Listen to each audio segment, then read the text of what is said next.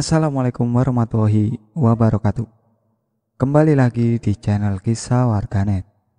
Kali ini saya akan menceritakan cerita yang berjudul Teror si Wanita Mata Satu. Cerita ini ditulis oleh Loka Raihana. Tak usah lama-lama, kita ke ceritanya. Perkenalkan, namaku Asila Damayanti Monata. Nama disamarkan. Aku terlahir dari keluarga yang terbilang berkecukupan. Mamiku seorang dokter kecantikan yang memiliki klinik kecantikan di berbagai daerah. Papi seorang pengusaha pertambangan yang cukup besar. Sedangkan kakakku seorang mahasiswa S2 di Singapura. Aku sendiri anak bungsu yang hanya hobi hura-hura, yang sebenarnya hanya butuh perhatian dari kedua orang tuaku. Mami, papi, serta kakakku semua selalu sibuk dengan pekerjaan serta kegiatan mereka masing-masing. Bahkan mami papi jarang sekali bertemu karena kesibukan keduanya. Aku selalu mencari cara agar mereka memperhatikanku dengan segala tingkah laku yang cukup nakal untuk ukuran anak gadis usia 17 tahun. Aku pernah menabrak seorang pedagang di pinggir jalan saat aku mengendarai mobil mewahku dalam keadaan mabuk. Yaitulah, aku gadis 17 tahun yang sudah mengenal dunia gelap. Karena aku butuh hiburan, mengisi kekosongan hati serta jiwaku. Aku memilih 4 sahabat. Merekalah yang mengajakku dalam dunia gelapnya malam. Aku dipertemukan dengan 4 sahabatku saat aku tanpa sengaja bertemu mereka di sebuah mall ternama di kotaku. Karena melihat mereka yang begitu kompak dalam segala hal, terutama kesenangan mereka. Usia mereka 5 tahun di atasku. Suatu ketika di rumah mewahku, papi memergoki pulang pagi dalam keadaan mabuk sambil mengeluarkan semua isi hati dengan berkata kasar dan berteriak-teriak hingga membangunkan mami di pagi buta itu. Selama ini mereka tak pernah peduli dengan tingkah lakuku. Mereka bisa membayar semua perbuatanku dengan uang mereka. Itulah yang membuatku semakin benci dengan keadaan ini. Tak ada kasih sayang yang tulus dari mereka untukku. Ya ampun Cila, apa yang kau lakukan nak? Kenapa kau mabuk begini? Usiamu masih muda nak, ucap sang ayah sambil terus merangkul sang anak menuju kamar tidurnya. Papi mami sudah pulang. Cila pikir kalian lupa sama Cila. Sudah, sekarang kamu tidur istirahat. Nanti kita bicara lagi, ucap sang mami. Kalian hanya orang tua yang bisa membayar kasih sayang kalian dengan materi. Mereka pun meninggalkan Cila di kamar yang sudah tertidur. Menjelang siang, Cila bangun dari tidur, lalu membersihkan diri. Setelah itu menuju ruang makan. Dia berharap bisa makan bersama kedua orang tua. Dengan riang Cila menuruni tangga rumahnya menuju ruang makan. Hati bahagia karena siang ini ia akan makan bersama dengan kedua orang tuanya. Namun harapan tinggal harapan. Semua hanya angan belakang. Kedua orang tua sudah kembali lagi dengan kesibukan mereka, walaupun ini hari libur. Melihat itu Cila hanya meneteskan air mata dari kelopak mata indahnya. Mata yang indah, bulat, sempurna, serta bening, ditambah lagi dengan bulu mata yang lentik menambah kecantikan Cila.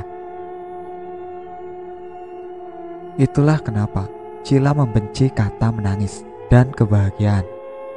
Buat dia, semua hanya angan serta kepalsuan. Itulah yang membuat saya gak suka melihat kebahagiaan serta membenci menangis. Saya cuma butuh pelukan mami papi serta kakak saya, bukan materi yang mereka miliki. Mami, papi, kakak, jangan salahkan Cila bila Cila menjadi gadis yang tak kalian inginkan. Karena itu, bentuk pemberontak Cila pada kalian. Hari berganti, bulan serta tahun. Cila bahkan menjadi wanita yang semakin liar dan nakal. Tak jarang para penghuni rumah yang bekerja dengan lelah atau bahkan sedih melihat sikap perbuatan Cila. Tapi apalah daya, itu sudah jadi keputusannya. Udahlah, Cil, gak usah lo bersedih. Sayang air mata, kasihan tuh, mata indah lo ntar bengkak, jadi gak elok dilihat. Tapi bagaimana dengan keadaan? Saya tetap suka dengan mata cantik lo, ucap salah satu sahabat Cila. Cila hanya tersenyum banyak arti sambil melihat sang sahabat. Tak jarang banyak yang memujinya karena keindahan mata yang bulat sempurna serta bening. Begitu menyejukkan, ditambah bulu mata lentik alami, menambah indah kecantikan Cila secara alami. Bahkan tak segan-segan, papi, mami serta kakaknya memuji keindahan bola mata Cila. Cila, papi butuh bantuanmu nak untuk menenangkan tender besar. Kamu harus mau menemani papi malam ini untuk makan malam bersama kolega bisnis papa yang anaknya begitu menyukaimu saat melihat di ulang tahunmu yang ke-16 tahun. Sang papi yang baru saja pulang dari luar negeri meminta Cila untuk menemani. Cila semakin merasa benci dengan sang papi. Baru saja pulang dari luar negeri, tak bertemu sang anak. Tapi saat bertemu, hanya meminta Cila untuk menuruti keinginannya. Papinya tak memikirkan, bahkan tak ada niat untuk memeluk sang putri yang butuh kasih sayang serta rasa rindu itu. Begitupun dengan sang mami. Setiap bertemu Cila, selalu dijadikan model alat kecantikan produk sang mami, yang memang sebagai dokter kecantikan yang memiliki klinik kecantikan di banyak daerah. Tak ada pelukan hangat untuk Cila, hanya tuntutan harus menuruti keinginan mereka. Begitupun dengan sang kakak Sika, merekalah yang semakin membuat Cila muak. Bahkan para sahabatnya pun demikian, mereka mau bersahabat dengan Cila karena Cila cantik dan kaya, tak ada ketulusan. Suatu hari Cila mengalami hal yang mengubah dunianya semakin kelam. Di dalam kamar sambil menatap dirinya ke cermin, memperlihatkan keindahan dirinya, terutama bola mata yang dianggap lebih berharga ketimbang dirinya. Hai cermin, gimana kalau bola mata ini ku congkel? Apakah mereka semua masih mau berdekatan dengan kau atau malah menjauh? Ucap Cila sambil mengusap dua kelopak mata indah. Air mata menetes dari balik kelopak indah itu. Tuhan, adakah yang benar-benar menyayangi kelak di saat bola mata indah darimu kuhilangkan secara paksa? Dalam gelapnya malam, kesunyian mencekam. Kamar Cila hanya diterangi oleh lilin yang ia letakkan di bawah cermin itu. Bodoh kau, bila kau harus melukai mata indahmu sendiri, cukup hancurkan saja kebahagiaan mereka dengan cara yang bisa membuatku puas melihatnya. Bisikan iblis terdengar di penjuru kamar Cila, hingga membuat Cila sadar dari pikiran bodoh dan menyalakan lampu kamarnya. Rasa takut serta gelisah menghantui Cila yang saat itu seorang diri di kamar setelah mendengar suara bisikan yang begitu membuatnya takut. Dasar gadis bodoh, hanya segitu nyalimu. Sosok yang tak menampilkan wujudnya pergi meninggalkan kamar Cila bersama dengan angin serta bau busuk, hingga membuat foto keluarga di kamar Cila terjatuh dan hancur. sambil berjalan mengambil bingkai foto keluarga. Cila berkata dalam hati, "Sosok apa itu? Apa itu yang dinamakan jin atau iblis?" Sambil menggeleng kepalanya, Cila berusaha meyakinkan diri untuk tetap berpikir positif. Setelah rasa tenang, Cila pun beranjak dari tidur. Harapan serta keinginan yang sama ia ucapkan sebelum tidur, yaitu berharap esok hari orang tua serta sang kakak bisa ada di rumah, bisa berkumpul dalam meja makan. Harapan yang sederhana tapi begitu bermakna buat Cila. Keesokan harinya, Cila terbangun saat bibi yang selama ini mengurus dan merawatnya membangunkannya untuk sarapan pagi. Harapan dan keinginan tinggallah angan. Non Cila, ayo bangun. Udah siang, sarapan dulu," ucap sang bibi. Cila pun terbangun, dan ternyata semuanya sama, tak ada panggilan dari sang mami.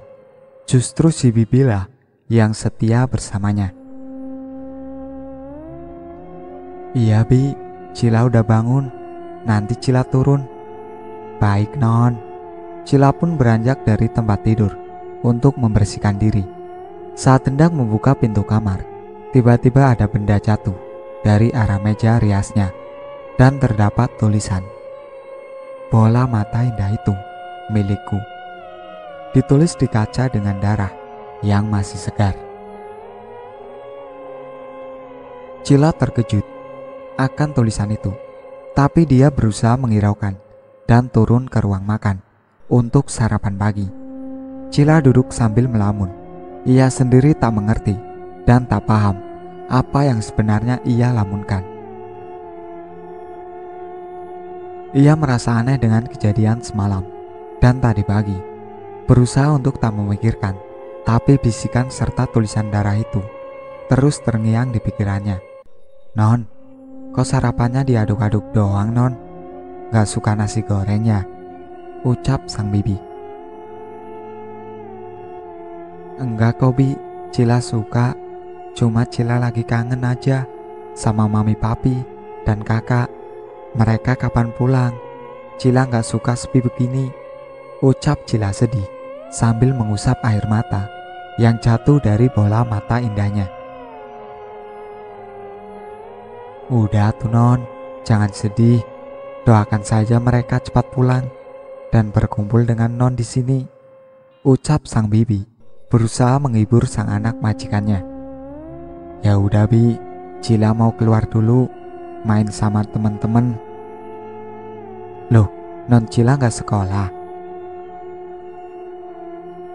"Enggak, Cila gak mau pinter kayak kakak. Entar dikirim ke luar negeri biar sekolah di sana. Cila mau di sini aja sama bibi," ucap Cila sambil memeluk sang bibi. "Gak boleh gitu Non. Non Cila harus sekolah biar pinter, disayang mami papi sama kakak." "Mereka tak akan sayang Cila Bi, mereka lebih sayang harta mereka," ucap Cila sambil tersenyum menutup luka dalam hatinya. Cila pun pergi meninggalkan rumah dengan menggunakan mobil pribadinya.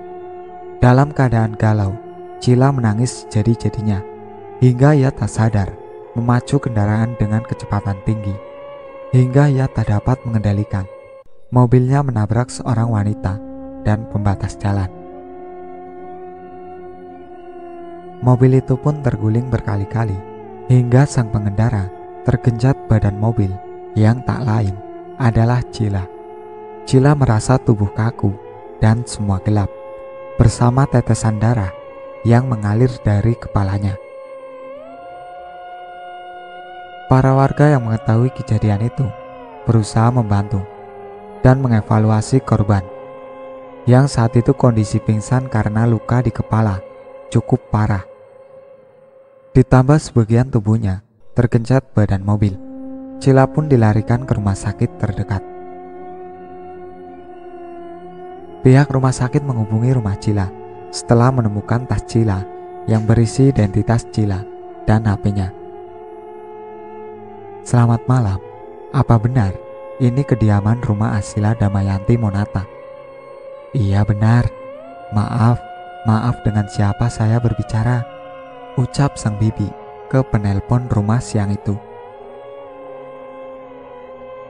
Kami dari pihak rumah sakit ingin mengabarkan bahwa saudara Asila Damayanti Monata saat ini berada di rumah sakit kami. Ya Allah, non Cila. Baik Bapak, saya akan ke sana sekarang. Setelah menutup telepon, sang bibi bergegas siap-siap menuju rumah sakit, di mana Cila ditangani bersama supir pribadi Cila. Sang supir pun terkejut dan merasa bersalah. Andai dia terus melarang Cila bawa kendaraannya sendiri, mungkin musibah ini tak akan terjadi. Beberapa saat bibi dan supir itu tiba di rumah sakit, lalu menanyakan keberadaan sang majikan. Mereka terkejut melihat Cila yang masih dalam keadaan pingsan dengan berbagai luka di sekujur tubuhnya. Ya Allah, Neng Cila, kenapa bisa begini? Ucap sang bibi menghampiri Cila yang berbaring lemah di tempat tidur rawatnya dengan berbagai selang di tubuh Cila. Setelah mengetahui kondisi Cila yang begitu parah, dokter pun mengutuskan agar Cila menjalani beberapa operasi. Mendengar hal itu, bibi dan supir Cila hanya bisa menangis dan berdoa. Lakukan yang terbaik untuk non Cila, Dok, ucap sang bibi. Dokter pun segera mempersiapkan segala keperluan untuk melakukan tindakan operasi untuk Cila. Supir Cila berusaha menelpon kedua orang tua Cila, tapi telepon mereka bernada sibuk. Begitupun dengan sang kakak Cila. Ya Allah, Bi, ini Tuan dan Nyonya serta Aden. Gak bisa dihubungi nomornya. Semua sibuk. Gimana tuh ini? Ucap sang supir ke bibi. Ya udah, sekarang kita berdoa saja. Semoga operasi non Cila lancar dan semua baik-baik saja, ucap sang bibi berusaha menenangkan keadaan. Cukup lama operasi berjalan, kira-kira 5 jam. Setelah lama menunggu, akhirnya operasi selesai. Dokter pun menjelaskan saat ini Cila belum melewati masa kritisnya yang dinyatakan koma. Bibi serta supir hanya bisa menahan tangisnya. Setelah operasi, Cila pun dipindahkan ke ruang ICU. Dengan setia, para penghuni rumah Cila silih berganti menunggu Cila. Malam ketiga Cila koma, bibi tak bisa menemani Cila karena harus beristirahat, mengingat kondisi tubuh yang sudah lelah. Sedangkan di alam lain, Cila berjalan di sebuah tempat yang begitu gelap, pengap, serta bau anyir dan sisa-sisa darah yang berceceran di tembok dinding ruangan itu. Di mana aku? Kenapa tempat begitu menjijikan? Ucap Cila. Kau tak usah takut, karena mulai sekarang disinilah tempatmu, ucap sosok wanita dengan sangat menyeramkan, bermata satu. Bagian sebelah muka hancur dan banyak belatung-belatung di sekujur tubuhnya. Apa maksudmu? Siapa kamu? Inilah aku yang akan memiliki bola mata indahmu. Dan mulai malam ini kita bertukar tempat, ucap sosok itu yang tiba-tiba meninggalkan Cila di tempat itu. Hei, tunggu, kau mau kemana? Keluarkan aku, ucap Cila sambil terus memukul-mukul tembok dinding yang banyak bercak-bercak darah. Bibi, Cila takut. Cila gak mau di sini. Tolong keluarkan Cila, Bi, ucap Cila sambil menangis pilu dan terus memukul-mukul tembok itu, berharap ada yang membantunya. Namun di tempat lain, sosok iblis itu merasuki tubuh Cila, dan tubuh itu tiba-tiba terbangun dengan tatapan kosong sambil berjalan menuju kamar jenazah. Sosok yang bersemayam di tubuh Cila melakukan hal yang begitu mengerikan. Dengan kuku-kuku panjang dan hitamnya, sosok itu mencolek bola mata setiap jenazah yang berada di ruang jenazah itu tanpa diketahui siapapun. Setelah melakukan hal itu, sosok itu kembali lagi ke ruangan di mana tubuh Cila berbaring dalam keadaan koma. Kejadian itu terus berlangsung hingga pihak rumah sakit pun dibuat bingung dengan keadaan ini. Dilihat dari CCTV, tak nampak sosok apapun. Sampai di sini ceritanya. Nantikan cerita kelanjutannya di part berikutnya. Sekian dari saya. Wassalamualaikum warahmatullahi wabarakatuh. Jangan lupa like, komen, dan subscribe channel ini